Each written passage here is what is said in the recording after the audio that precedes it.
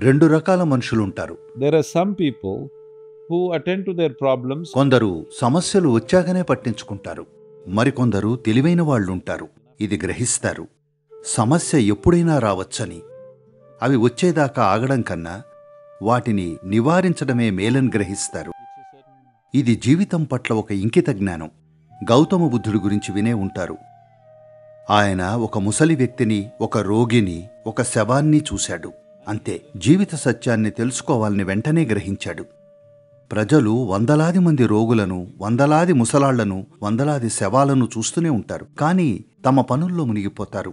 అలా జరిగేదాకా ఆక్కండి. ఏదో మిమ్మల్ని మొట్టాలని ఎదురుచూస్తున్నారు. జీవితం మీ తల మీద మొట్టాలనుకుంటున్నారు. అప్పుడు గాని చెయ్యరు. ఒకవేళ మీరు ఒక చిన్న గుండెపోటు వచ్చాక నా దగ్గరకొస్తే నేను మిమ్మల్ని ఇది చెయ్యి అంటే ప్రతిరోజూ చేస్తారు, చావు భయంతో. ఇప్పుడంతా బాగున్నప్పుడు దాని అవసరం లేదనుకుంటారు.